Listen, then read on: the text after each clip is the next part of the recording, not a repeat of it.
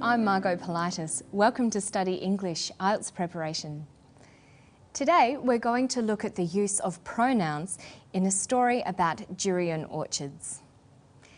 English uses a range of pronouns for different functions. For example, there are personal pronouns, possessive pronouns, demonstrative pronouns, and reflexive pronouns.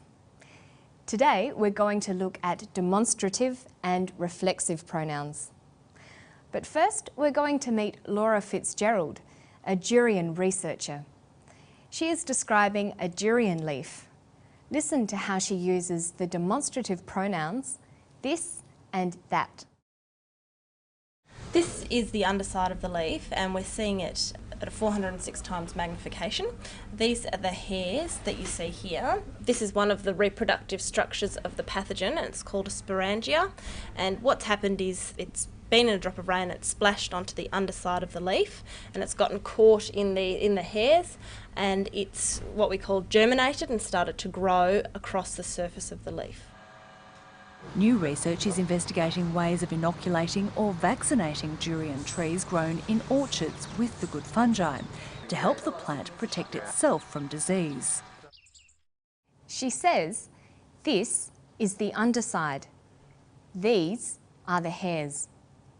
Demonstrative pronouns demonstrate both distance and number, how close something is and how many there are. We can show this on a table. This is used for singular nouns that are near to you. These are used for plural nouns that are near to you. Laura is looking at a durian leaf and referring to part of it. The leaf is very close to her, so Laura refers to it using the demonstrative pronouns for near things. This and these. This is the underside. These are the hairs. Now listen to Dr. David Guest discussing the effect of the typhoon on the durian orchards. In 1994 in Thailand there was a typhoon around Chanthaburi, which is the main growing area. What happened after that typhoon is that some of the trees were damaged by the strong winds, but after that typhoon there was an epidemic of Phytophthora and some orchards were completely destroyed by that epidemic. He says, that typhoon, that epidemic. That is a demonstrative pronoun used with singular nouns that are far away. Those is used with plural nouns that are far away. The typhoon was distant or far away from the speaker. It was in Chanthaburi, Thailand. The typhoon was also distant in time. It was years ago, in 1994. This is why he refers to it as that typhoon.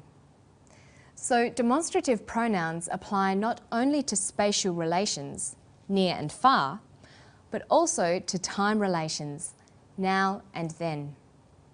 In both cases, the pronouns convey distance. Let's look at some examples. I like this new movie better than that old one. This movie means a recent movie, a movie close to now in time. That movie means an older movie, more distant in time. These biscuits are nicer than those.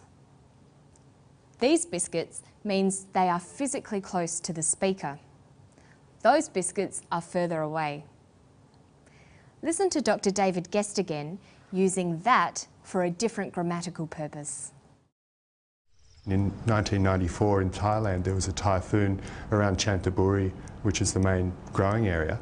What happened after that typhoon is that some of the trees were damaged by the strong winds, but after that typhoon there was an epidemic of Phytophthora and some orchards were completely destroyed by that epidemic.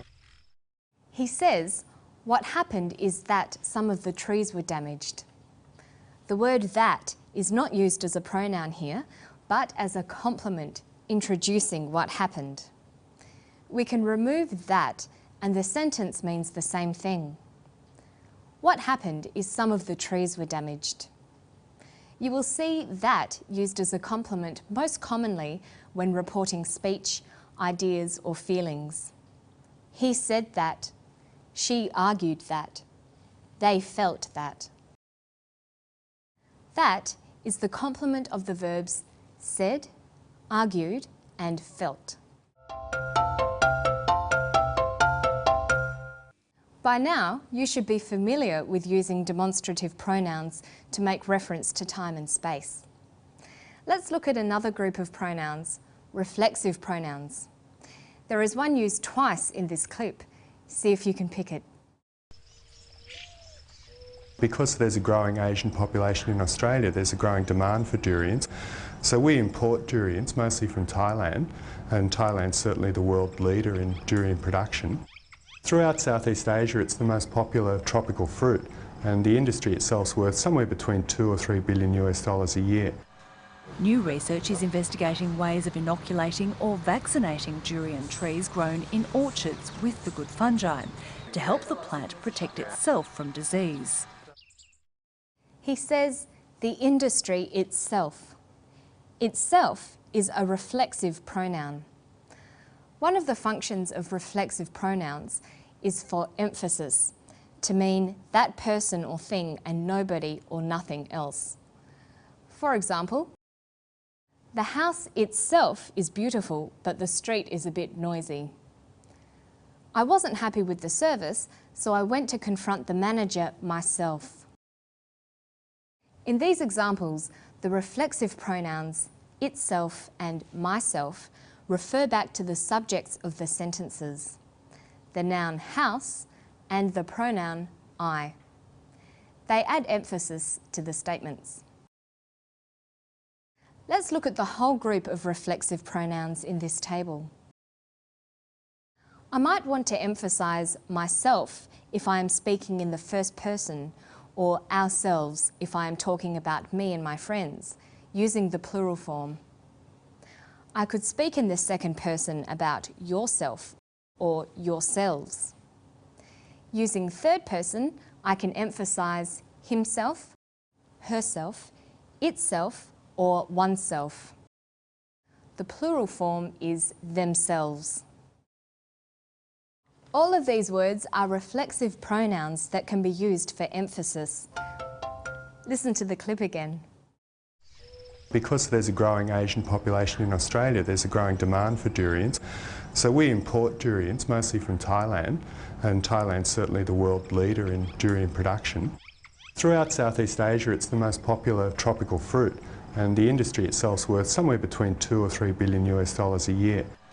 New research is investigating ways of inoculating or vaccinating durian trees grown in orchards with the good fungi to help the plant protect itself from disease. The reporter says to help the plant protect itself from disease. The reflexive itself refers back to the subject of this clause. The subject and the object are the same, the plant. A common use of reflexive pronouns is to refer to actions where the subject and object are the same person or thing. For example, I cut myself shaving this morning, not I cut me. I got out of the bath and dried myself, not dried me. We made ourselves a cup of coffee, not made us. Okay, so today we've looked at pronouns. We've talked about demonstrative pronouns, this, these, that, those, and reflexive pronouns like myself, yourself, itself. To find more help on pronouns, you can visit our website anytime. You'll find today's story, transcript, study notes and exercises. That's all for today. I'll see you next time on Study English. Bye-bye.